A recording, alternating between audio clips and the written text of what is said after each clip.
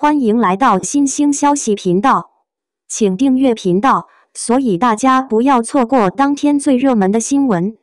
我們今天的時事通訊包括以下內容：38歲趙麗穎其劉海超嫩，據宣全程和黃曉明站一起笑意盈盈，真喜氣。2026年1月9號，趙麗穎在小成大事的發布會上，用一個齊劉海造型，就把全網劈成了兩半，一邊是粉絲瘋狂刷屏，喊着穎寶嫩回18歲，另一邊是看熱鬧的路人，皺着眉頭說這厚重的鍋蓋劉海配上高定禮服，也太違和了吧。更絕的是，和他一起站台的黃曉明，一身黑西裝，脖子上掛了根粗金鏈子，兩人往那一站，一個甜妹一個大佬，畫風清奇卻又意外和諧。熱搜上吵得不可開交，但翻看現場視頻，趙麗穎本人全程和黃曉明有說有笑，那股子放鬆和喜氣根本藏不住。這哪是一次簡單的造型失誤？當你把時間線拉長，從7年前的盛明蘭拉到今天，從 George Chopra 的高定禮服聯繫到他新劇裡的角色，你會發現這個被群嘲的劉海可能是趙麗穎當下最聰明也最勇敢的一步棋。發布會過去快24小時了，趙麗穎的劉海還在我腦子裡晃。實話實說，第一眼確實有點懵，那劉海太厚重太整齊了，緊緊貼在前額，像一道黑色的幕布，差點把她那雙會說話的眼睛給遮住。她身上穿的是 George Chopra 的2025秋冬高定衣服，是飄逸的淺色紗裙，透着仙氣。可視線往上移，碰到那個嚴嚴實實的劉海，瞬間就打架了。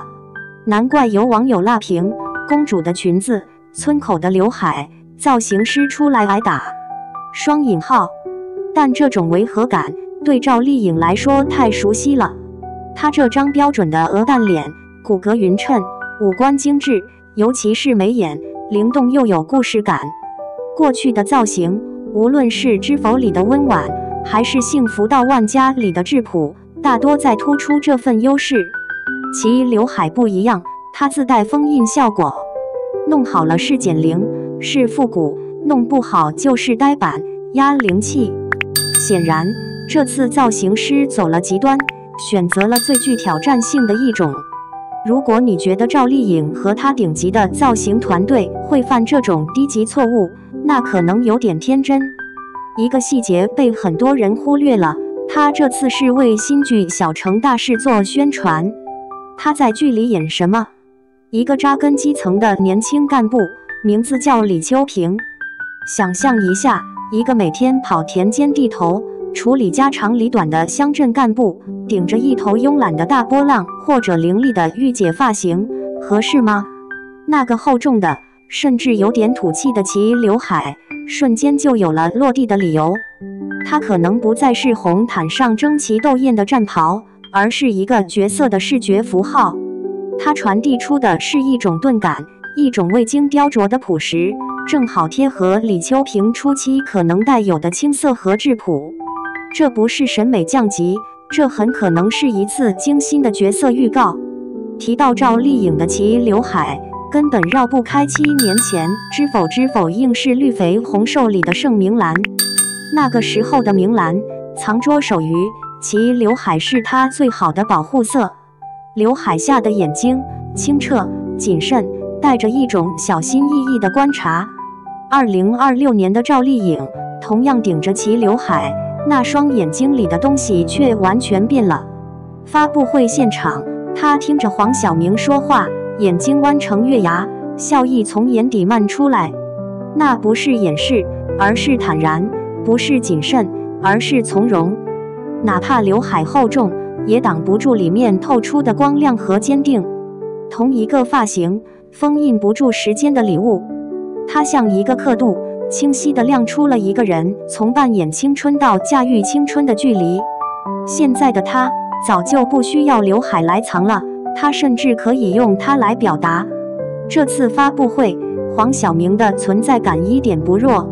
他一身簡約的黑色西裝，脖子上那條分量不輕的金鏈子成了點睛之筆，網友戲稱這是霸總下鄉的微妙混搭。他在《小城大事》裡演的鄭德成，據說是個腦子活絡、路子很野的能人。這和趙麗穎飾演的踏實幹部李秋平，正好形成了魔丸配靈珠的互補設定。發布會現場，這兩人站在一起的氛圍就很對味。黃曉明主動側身傾聽，趙麗穎笑着回應，那種熟稔的默契，一看就不是客套。這讓人想起幾年前中餐廳裡，一個當店長操心，一個當財務管賬，配合得井井有條。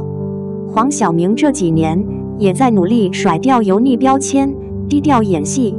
他這次恰到好處的綠葉姿態和趙麗穎專注角色的狀態，產生了一種奇妙的化學反應。他們的互動沒有刻意撒糖，卻有種互相托底的穩妥感，反而讓宣傳效果更扎實。一個劉海能引發如此規模的討論，在當下的娛樂圈，這早就不單純是美醜問題了。這是一個典型的注意力經濟案例。一個完美無瑕、毫無爭議的造型，可能收穫一片好美的讚美，然後迅速被遺忘。但一個像趙麗穎其劉海這樣帶有衝突感和討論空間的造型，它的能量是驚人的。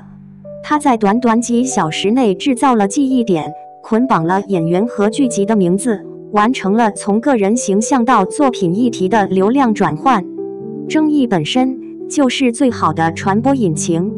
所有人都在問趙麗穎為什麼弄這個劉海，答案自然而然地引向了小城大事和李秋平這個角色。這比乾巴巴地喊請看我的新劇效率高太多了。這場劉海爭議更深一層看，是觀眾對趙麗穎的期待與她自我選擇之間的一次碰撞。很多人還習慣性地把她框在花旦的範疇裡，認為她的首要任務就是維持美麗和光鮮。但趙麗穎自己似乎早就邁過了這個階段，從幸福到萬家的何幸福，到風吹半夏的許半夏，她一步步在打破這種期待。